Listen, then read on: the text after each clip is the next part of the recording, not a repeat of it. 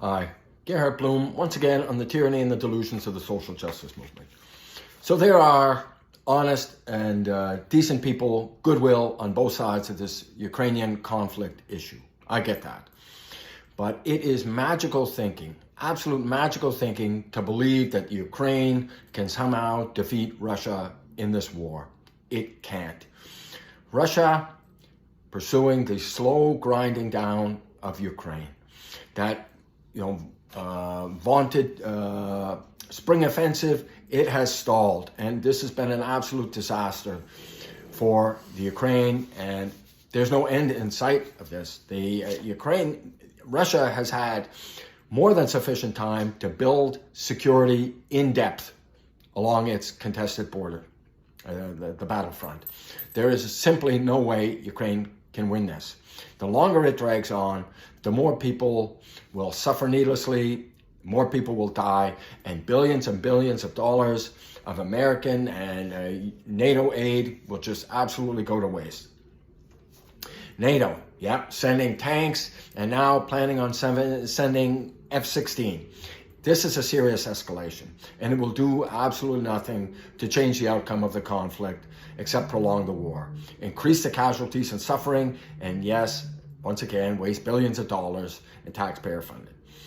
And no matter where you fall on the issue, in the end, Russia wins. Certainly nothing is certain in war, but Russia wins. And anytime you have a war with major powers involved, and Russia is a nuclear-armed major power. It's kind of a regional power with a very big stick. That's the nuclear armament it carries.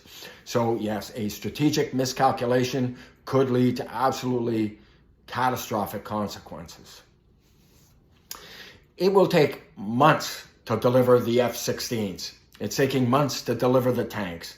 And these are very advanced weapon systems. So, of course, it will take months to get the pilots and the tank crews trained properly.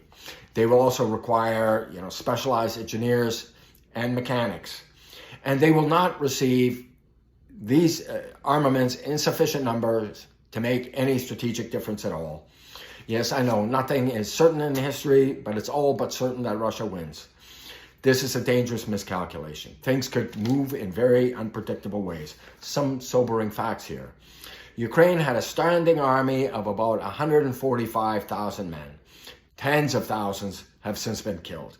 And it also takes time and energy to get soldiers trained up to speed, rather than just being cannon fodder, right?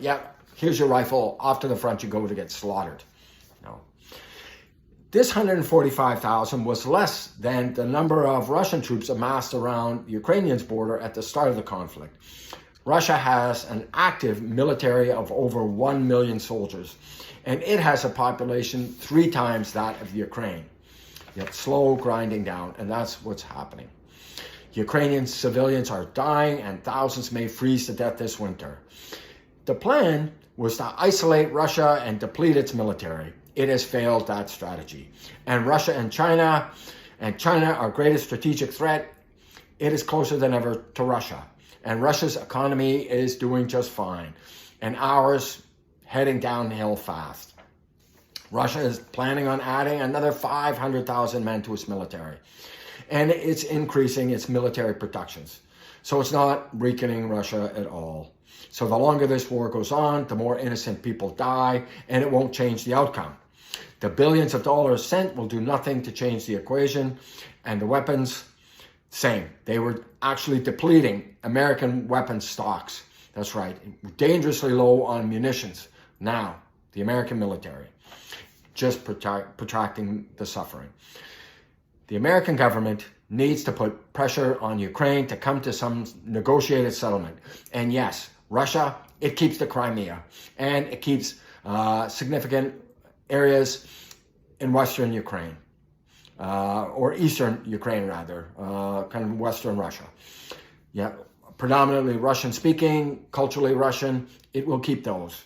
You might think this is bad. and it may very well be bad. But in this fallen world, the least bad outcome might be the best possible outcome. And I don't know what Nikki Haley is going on, you know, at the recent debates, going off on Ramaswamy saying, yeah, Russia is the first line of defense. Absolute nonsense. No, Russia is not going to go into the Balkans because the Balkan states are part of NATO, and he does not want to risk a major conflagration with NATO. He's not stupid. He might be an evil tyrant. I'll let you decide. No. And the importance of NATO for Russia is Russia has no natural borders or boundaries. Right? It's Great Plain. You know, from Napoleon, the armies of Napoleon marched across Ukraine. World War I, World War II. Now, you might think NATO is a benign institution. I think it's a force for good and largely benign, although the United States has been underwriting the security of Western Europe for decades. Donald Trump was exactly right about that. But no, it's not planning on invading Russia anytime soon. But Russia, under Putin, doesn't believe it for a moment.